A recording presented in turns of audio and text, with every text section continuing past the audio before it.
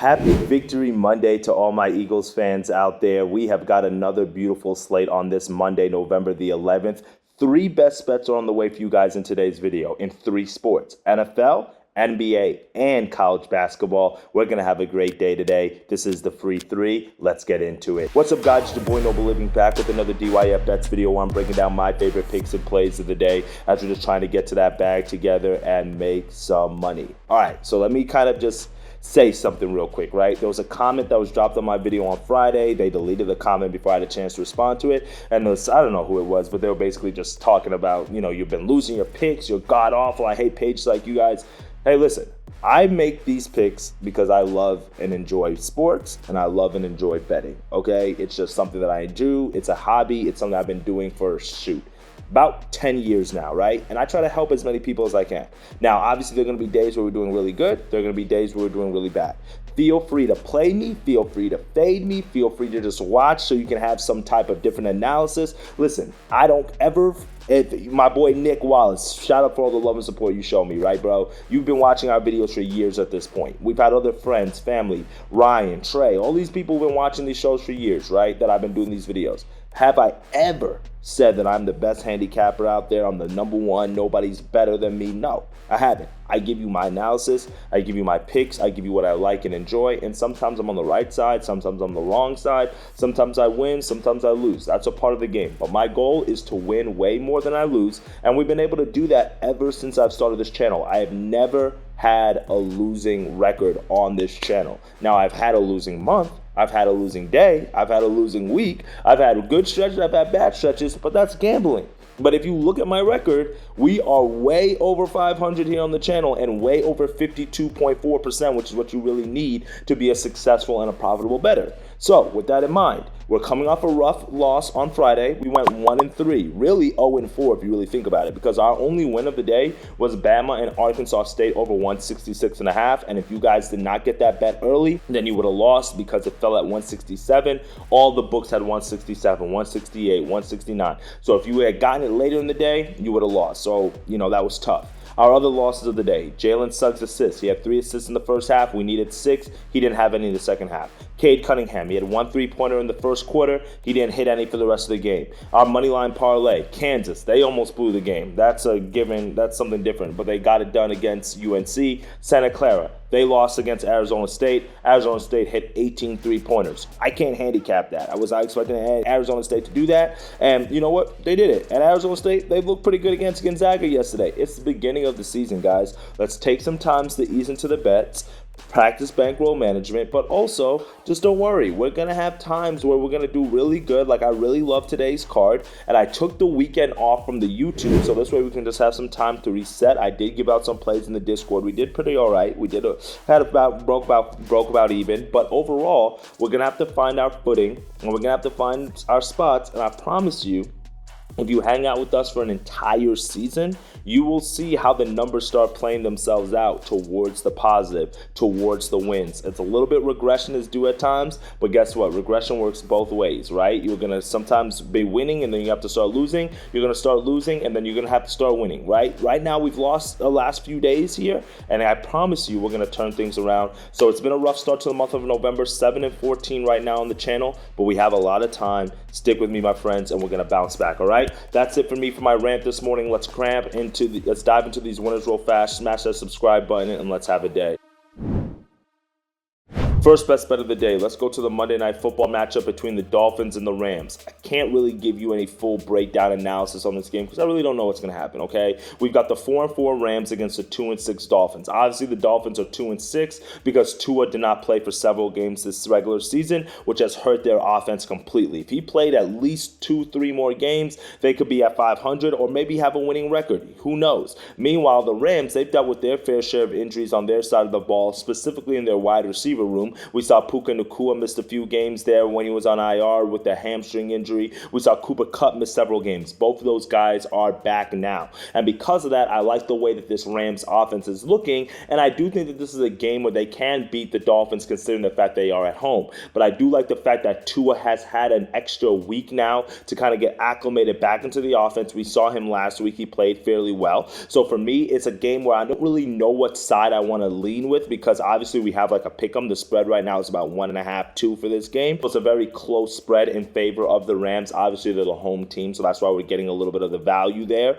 But the Rams are 3-1 this year at home, and I think they can grab the W today, coming off of 3 straight wins. As a result, if they are going to win this game, it's going to be because of Puka Nacua is going to play a very valuable role. So we're going to stick with the player prop here. We're going Puka over 5.5 receptions, minus 115 odds. Now, I do not see how Puka does not get this as long as he doesn't throw a punch like he did last game, which got him ejected in the second quarter of that matchup. Puka, since he's come back, not even just from injury, since he's been on this team, and especially with Cooper Kupp, you guys heard some of the trade deadline rumors that he was maybe supposed to get traded. There was a lot of question marks around okay, is this now Puka's team? Is Cooper Kupp still the same guy? What's going on?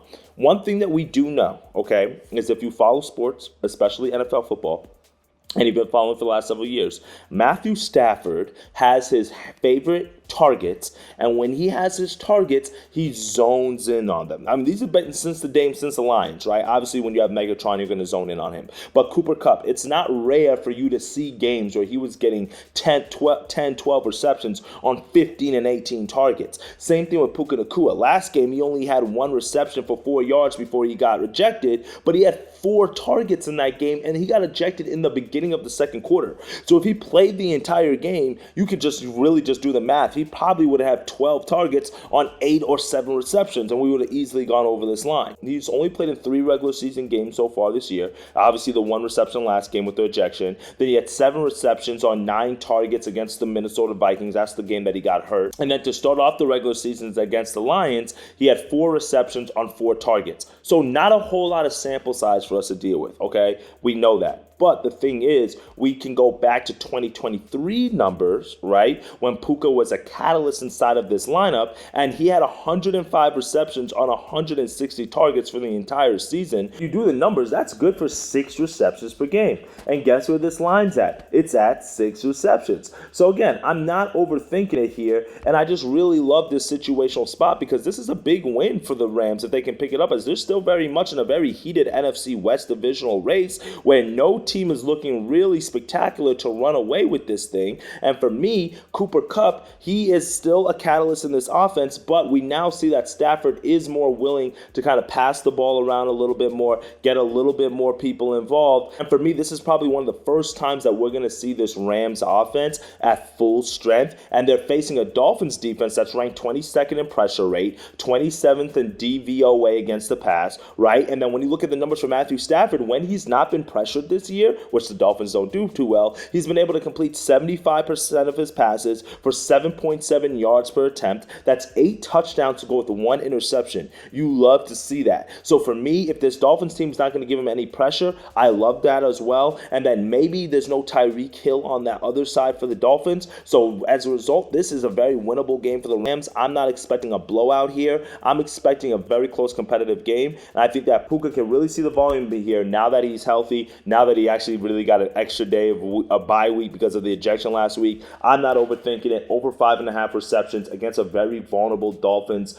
pass defense. We're going to go over 5.5 receptions, our first pick of the day. Our second best bet of the day, we're going to go to the NBA slate, and we're going to go with Mr. Kobe White, over 17.5 points, minus 125 on a bet MGM. You can play the 18.5 points as well. I do like both of the lines, okay? The reason why is because the Chicago Bulls taking on the Cleveland Cavaliers. Yes, I know the Cavaliers are undefeated. They're 11-0. They haven't lost a single game thus far. They look unstoppable. I get it. They're coming off an overtime win against the Nets, though, where their back was against the wall. It was like, hold on, well, they might lose. But this is the thing.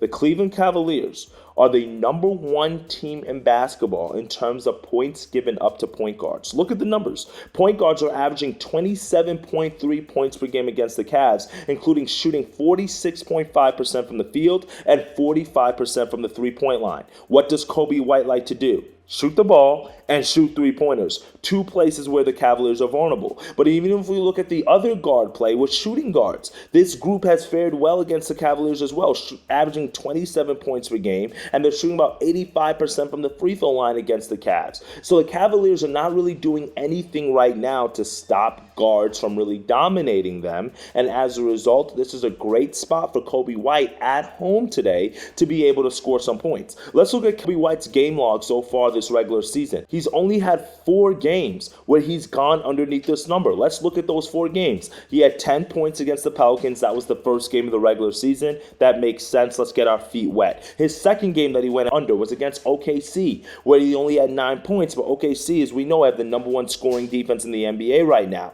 He only had 8 points against Dallas, but that's because he only played about 29 minutes, 3 of 13 shooting, 1 of 7 from the three-point line, so just very bad shooting there. And then last game against the Hawks, back on the 9th, which was on Saturday, he only had 18 points in that game, so he was right there. We would have actually went on over this number of 17.5. We would have hooked on the 18.5, and he still only shot 2 of 9 from the three-point line. So Coby White is a guy who's averaging about 8 3-point attempts per game. He's shooting at about 40% from the field, and now he's facing a Cavaliers team, like I mentioned, that's giving up the most points per game to point guards, and he's been able to go over this game in 7 of the 10 games so far this season. I'm not overthinking it. Give me Coby White. Look at some of the other guards against the Cavaliers this season. Dennis Schroeder, 22 points. Alvarado, 27 points. Dame, 36 points. Suggs, 28 points. Cade Cunningham, 33 points. This is a very balanced Bulls offense right now. They don't have a single player, not even Zach LaVine, who's shooting the ball more than anybody else.